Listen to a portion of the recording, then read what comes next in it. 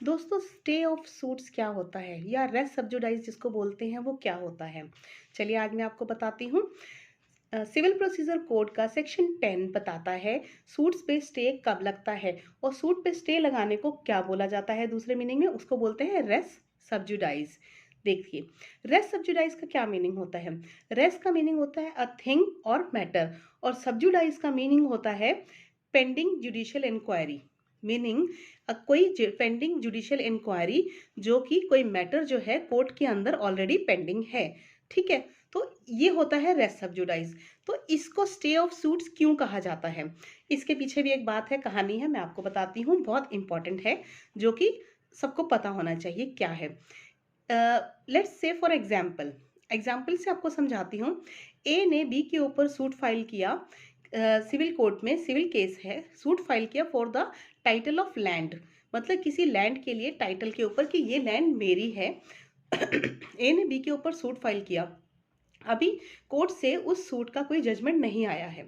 जब तक उसका जजमेंट नहीं आता तो ए ने सोचा कि जजमेंट नहीं आया तब तक मैं दूसरे कॉम्पिटेंट कोर्ट में जो इसकी जजमेंट दे सकता है, तब तक मैं एक और कोर्ट में सेम सब्जेक्ट मैटर को लेके बी के ऊपर, इसी ए ने बी के ऊपर सेम इसी टॉपिक के ऊपर दूसरे कोर्ट में सूट फाइल कर दिया।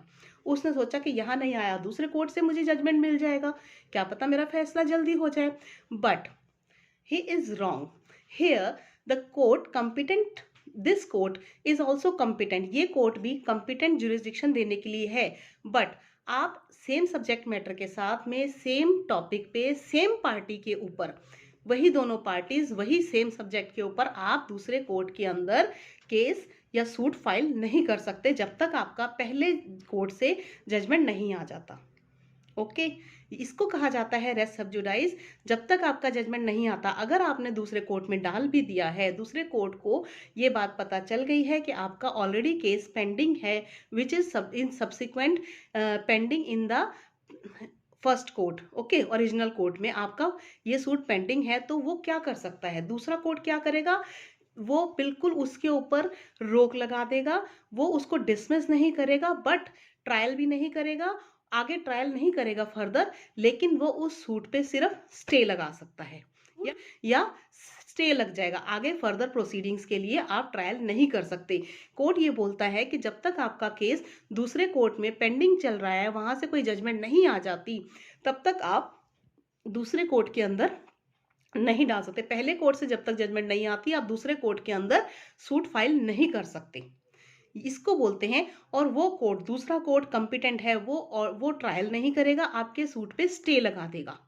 ठीक है, वो स्टे का ऑर्डर दे देगा कि आप पहले वहां से जजमेंट लेके आइए, उसके बाद में आगे की फर्दर प्रोसीडिंग या ट्रायल के लिए फिर इस कोर्ट में आइएगा।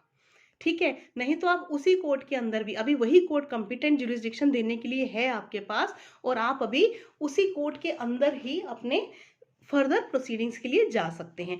इसको कहते हैं स्टे ऑफ सूट्स या रेस सब्जुडाइज। इसके अंदर ऑब्जेक्ट क्या है इसका, सेक्शन 10 रेस सब्जुडाइज का ऑब्जेक्ट ये है ताकि मल्टीप्लिसिटी ऑफ द सूट्स ना हो। कोर्ट्स के अंदर एक ही सब्जेक्ट मैटर को लेके सेम पार्टीज हैं दोनों की दोनों, अगर ऐसे मल्टीप्लिसिटी ऑफ सूट्स करती रहेंगी तो ऐसे कोर्ट का कितना टाइम वेस्ट होगा। ऑलरेडी केसेस बहुत सारे पेंडिंग होते हैं कोर्ट के अंदर, तो अगर एक ही same party same subject matter को लेके सब कोर्ट्स में सूट फाइल करेगी तो ऐसे कोई भी सूट का या केस का डिसीजन नहीं आ पाएगा जल्दी। कोर्ट के पास इतना वक्त नहीं है कि अलग अलग कोर्ट्स में एक ही सूट चलता रहे सब जगह पे, this is illegal, invalid. Okay, तो इसका ऑब्जेक्ट यही है कि आप मल्टीप्लिसिटी ऑफ सूट्स नहीं कर सकते, और ये प्रिवेंट करता है कोर्ट्स को from trying simultaneously to parallel suits in respect of same issue. Same issue को लेकर दो कोर्ट्स के अंदर पैरेलल सूट नहीं चल सकता, ये इसका मेन ऑब्जेक्ट है। इसमें वही कंडीशंस हैं सूट्स डालने, इसमें इसकी रेस्ट सब्जुडाइज के लिए, स्टे ऑफ सूट्स के लिए मेन कंडीशंस एसेंशियल क्या है। पहला, 2 सूट्स होने चाहिए, दोनों जगह पे 2 सूट्स हैं, सेम सूट है। दूसरा, सेम सब्जेक्ट मैटर है। तीसरा, सेम पार्टीज हैं। चौथा, pendency of before competent court, पहले आपने जिसमें डाला हुआ है उसमें पेंडेंसी चल रही है, पेंडिंग चल रहा है कोर्ट सबको कॉम्पिटेंट में। फोर्थ है ड्यूअल कॉम्पिटेंस, मतलब ट्राई नहीं किया जाता, फर्स्ट सूट जब ट्राई चल रहा है तो should also be competent to try the second suit, वही कोर्ट आपका दूसरा सूट करने के लिए, ट्राई करने के लिए भी कॉम्पिटेंट है। ठीक है, ये होता है, इसको बोला जाता है स्टे ऑफ सूट या रेस सब्जुडाइज। ठीक है फ्रेंड्स, समझ में आ गया होगा आपको टॉपिक। पसंद आया हो तो प्लीज़ लाइक ज़रूर कीजिएगा। मेरे चैनल को सब्सक्राइब नहीं किया तो सब्सक्राइब कर दीजिए। Thank you, have a nice day, take care.